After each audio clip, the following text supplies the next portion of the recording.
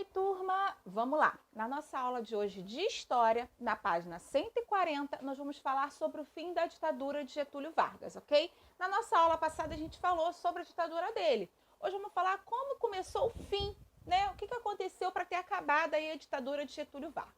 Então, pouco a pouco, o governo de Getúlio Vargas ele foi perdendo a aprovação e começou a ser abertamente criticado e desafiado, tá? Apesar da polícia e das leis, por volta de 1942, muitos brasileiros, estudantes, advogados, ex-deputados, militares, escritores, entre outros, iniciaram-se uma série de protestos contra a ditadura.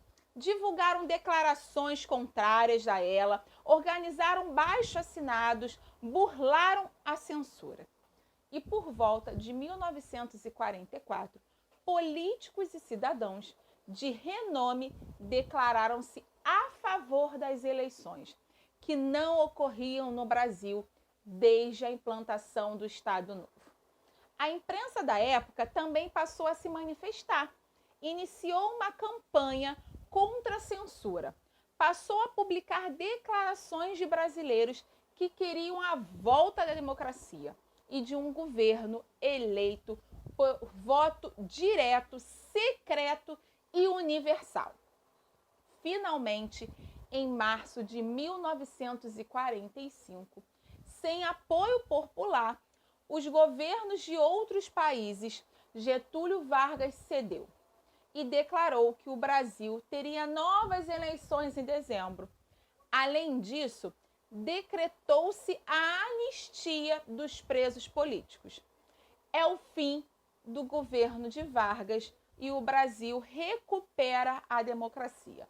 O que é anistia? Anistia é o perdão, né? A anulação de uma condenação. O que acontecia?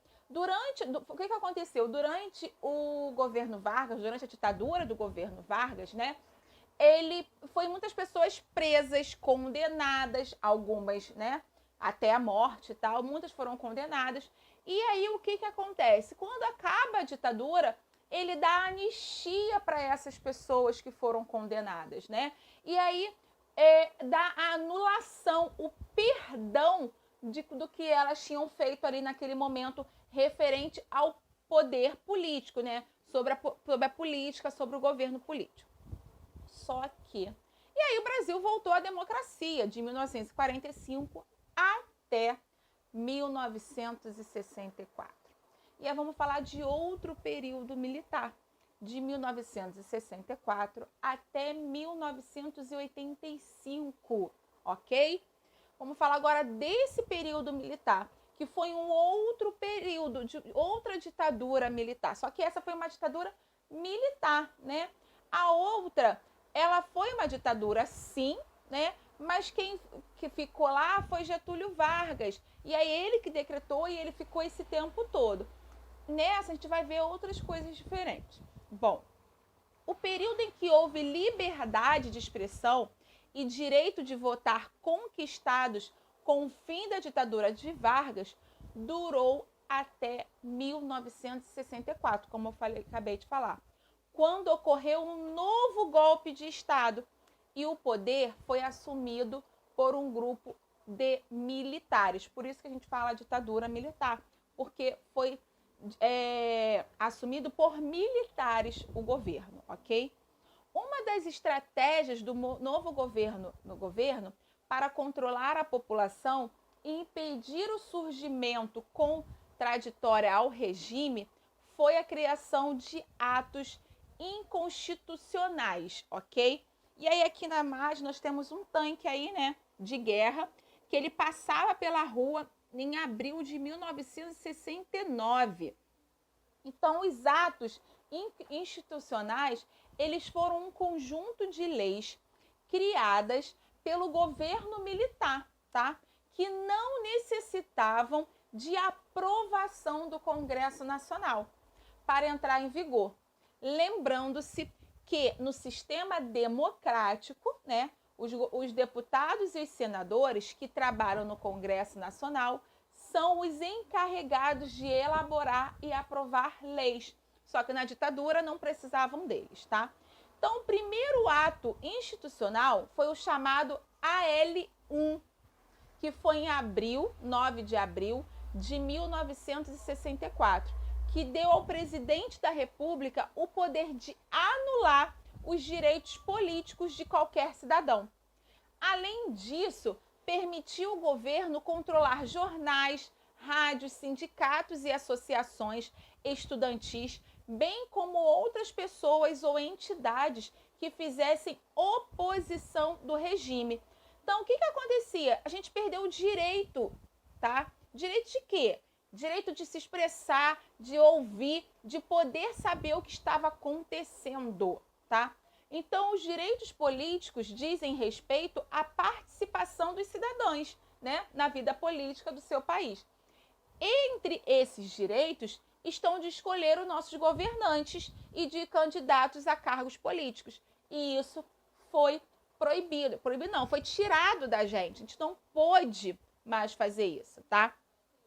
E aí, com essas medidas aí de controlar os jornais, rádios, jornal, rádio, sindicato, hoje nós temos a televisão, imagina a gente não poder saber o que acontece, né? Isso ser proibido, não conseguir ler um jornal e saber o real do que está acontecendo, né?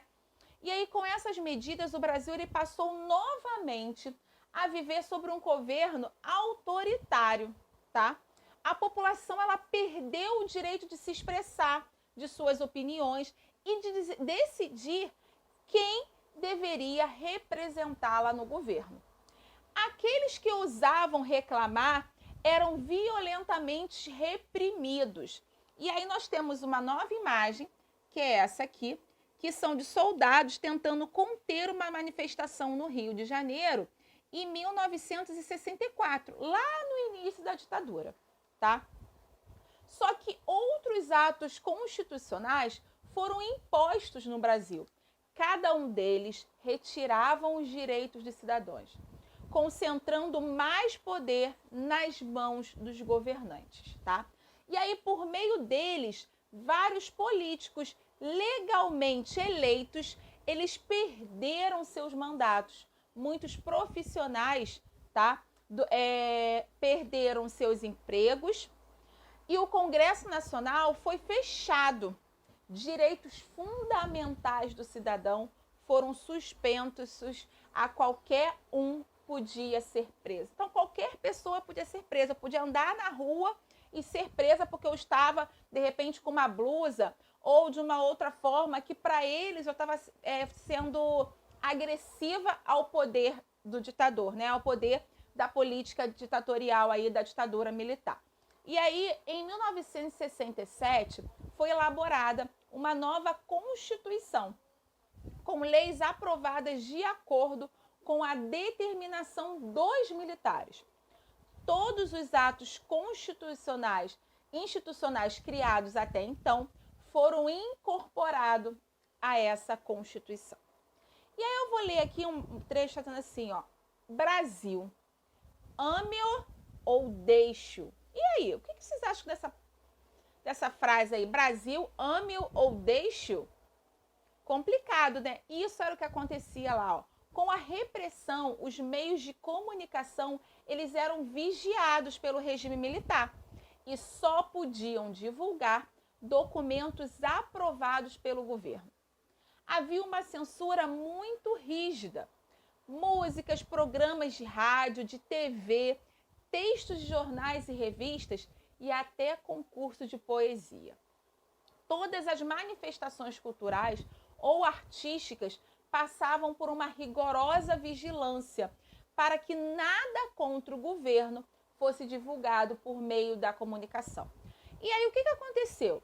Nesse momento aí, em relação à comunicação, o cidadão ele perdeu o direito de quê?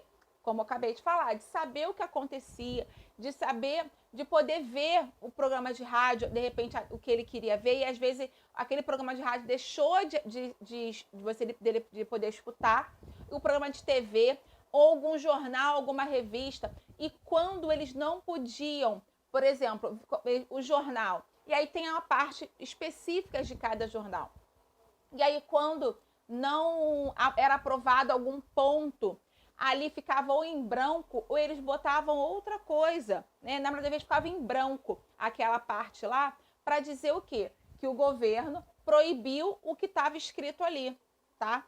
E aí o governo do militar, além de reprimir o que se considerava contrário a seus interesses, também gastava muito dinheiro em propaganda para transmitir a ideia de que era o melhor para o Brasil.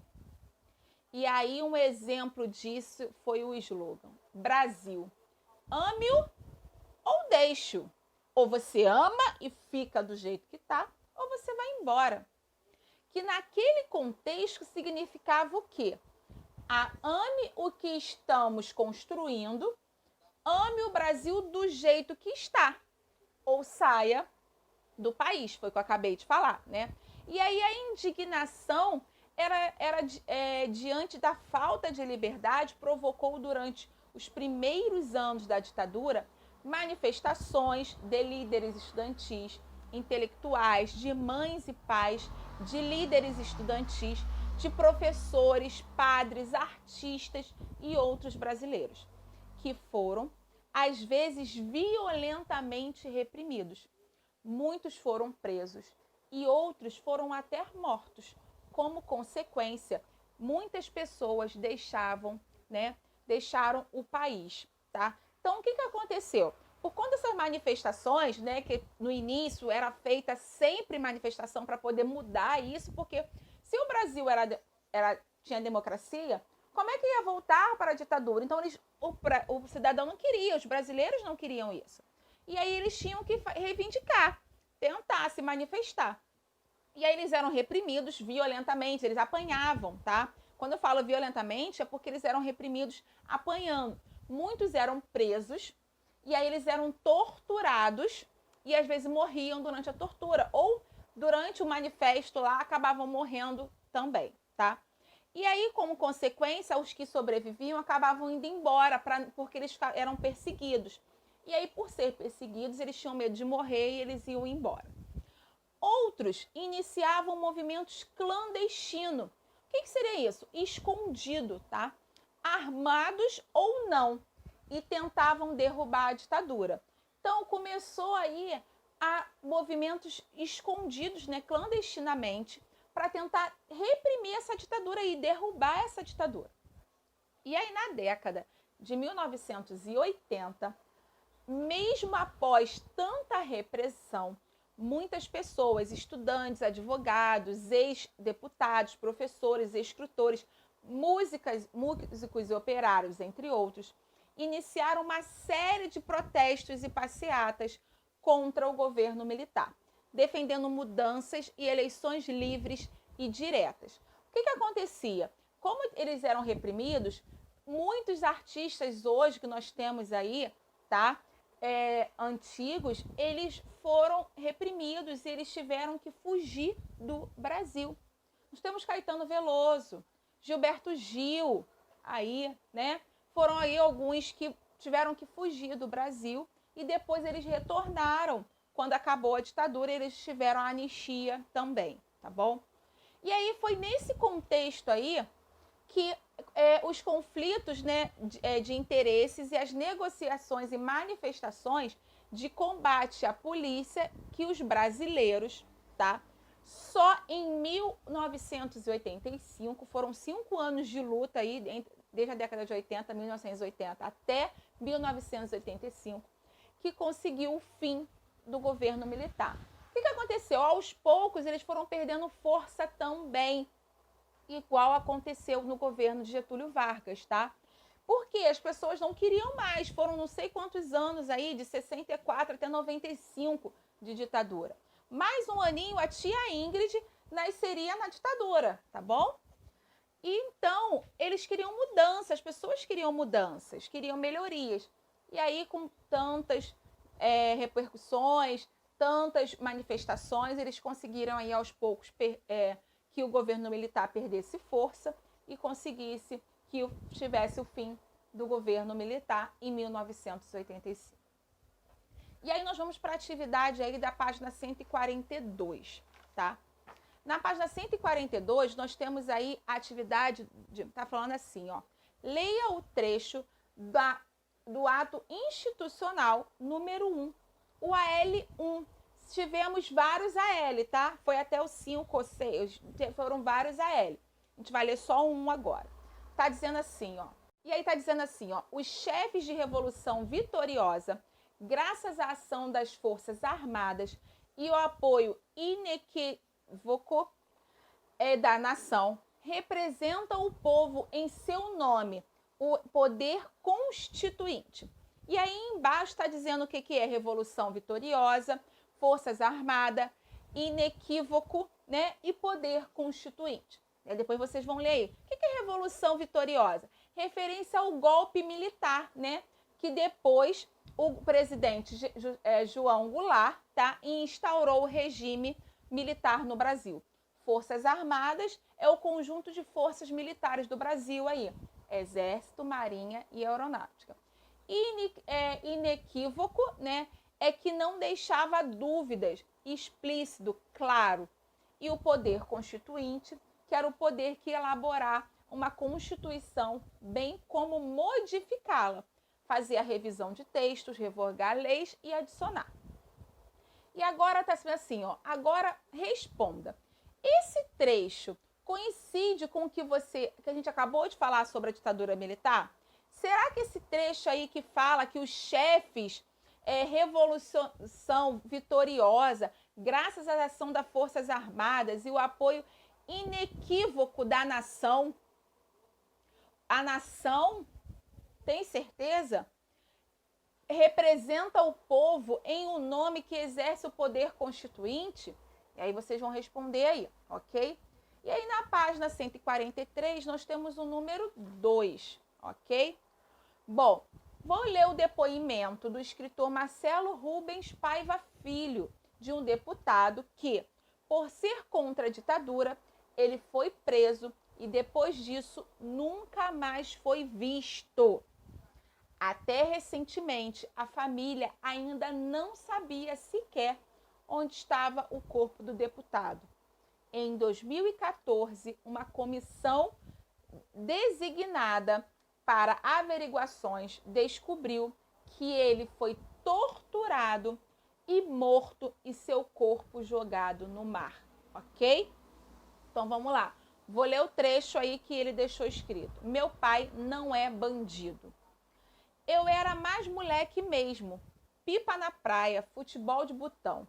Inclusive, eu jogava com meu pai.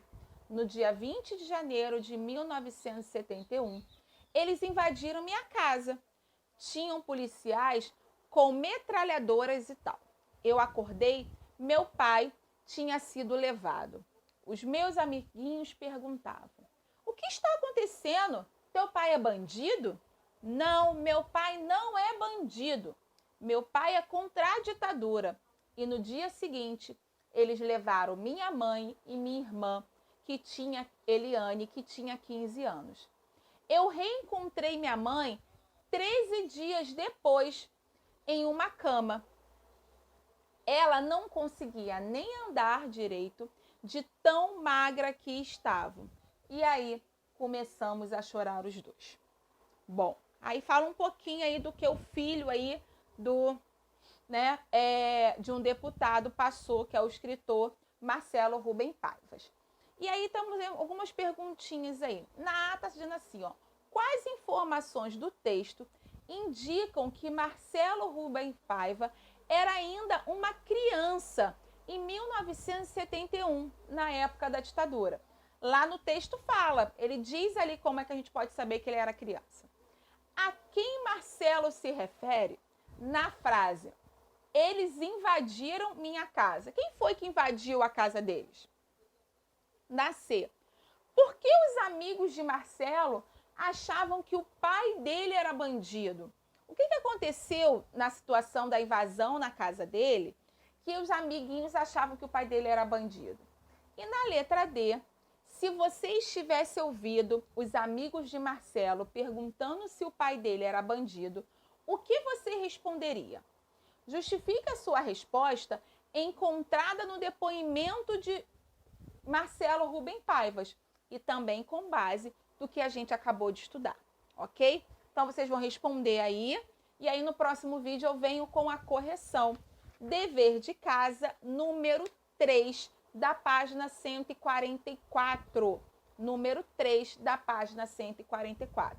Lembrando, o dever de casa eu vou botar na plataforma e vou corrigir lá. Vocês vão ter que reler as determinações impostas no ato adicional do número 1, né, do AL1, e explicar por que elas eram contrárias à democracia, tá bom? E aí eu venho para o próximo vídeo aí. Beijos!